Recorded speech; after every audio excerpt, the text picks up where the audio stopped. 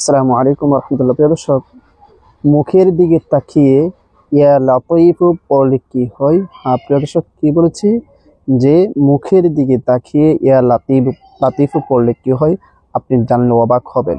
খুবই উপকারী এবং দামি একটি আমল আজকে আপনাদের সাথে শেয়ার করতে যাচ্ছি। ভিডিওটি শেষ পর্যন্ত দেখুন, দেখলে বুঝতে পারবেন কত দামি এবং কত উপকারী। প্রিয় দর্শক, বিস্তারিতভাবে আমি এই ভিডিওর মাঝে আলোচনা করব, তবে যারা আমার এই চ্যানেলে নতুন আছেন অবশ্যই চ্যানেলটি সাবস্ক্রাইব করে নিন। প্রিয় দর্শক, মহান আল্লাহ তাআলা পবিত্র কোরআনের মধ্যে কি বলেছেন যে ওয়ালিল্লাহিল আসমাউল হুসনা, আল্লাহ তাআলার অনেক সুন্দর সুন্দর নাম আছে, অতঃপর তোমরা সেই নাম দ্বারা ডাকো। আল্লাহ তাআলা আরেক আয়াতের মধ্যে বলেছেন উদউনি আস্তাজিব লাকুম, তোমরা আমাকে ডাকো আমি তোমাদের ডাকে সাড়া দিব।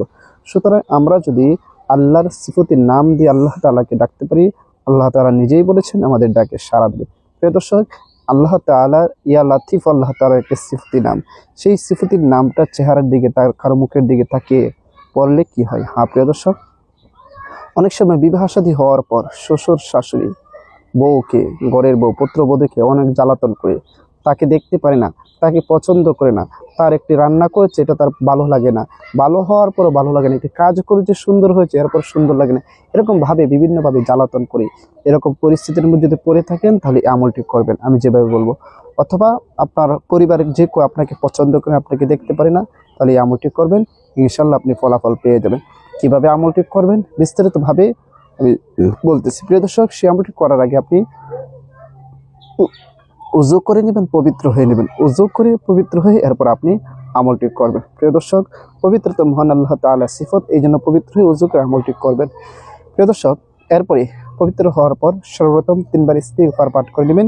যে কোনো ইস্তিগফার, আস্তাগফিরুল্লাহ রাব্বি মিন কুল্লি যামবি ওয়া আতুবু ইলাইহি, আস্তাগফিরুল্লাহ রাব্বি মিন কুল্লি যামবি ওয়া আতুবু ইলাইহি, লা হাওলা ওয়া লা কুওয়াতা ইল্লা বিল্লাহি আলিয়্যিল আযীম। 3 বার ইস্তিগফার, এরপর 3 বার যে কোনো দুরূদ শরীফ করে নেবেন। ছোট দুরূদ শরীফ পড়তেছে সাল্লাল্লাহু আলাইহি ওয়াসাল্লাম, এটাও পড়তে পারেন। 3 বার ইস্তিগফার, 3 বার দুরূদ শরীফ পড়ার পর আপনার শ্বশুর শাশুড়ি বা যে কেউ আপনাকে খুব জ্বালাতন করে, আপনার স্বামীও আপনার মানে উল্টাপাল্টা করে, তাহলে তার দিকে তাকিয়ে ইয়া লাতীফু ইয়া লাতীফু ইয়া লাতীফু ইয়া লাতীফু ইয়া লাতীফু 21 বার পড়বেন। 21 বার পড়ে তার দিকে একটি ফু দিবেন এবং শেষে আবার যে কোনো দুরূদ শরীফ পড়েন, 3 বার পড়ে দিবেন।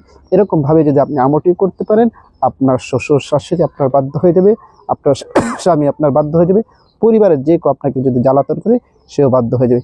এই উপকারের দামি আমলটি বেশি করে শেয়ার করে দিন, যেন সবাই শিখে রাখতে পারে এবং প্রতিটা পুত্রবধূ যাদেরকে শাশুড়িরা জ্বালাতন করে বা যে কারো প্রয়োজন হয় এই আমলটি করতে পারবেন। ভিডিওটা বেশি করে শেয়ার করে দিবেন। সবাইকে অসংখ্য ধন্যবাদ। আসসালামু আলাইকুম ওয়া রাহমাতুল্লাহ।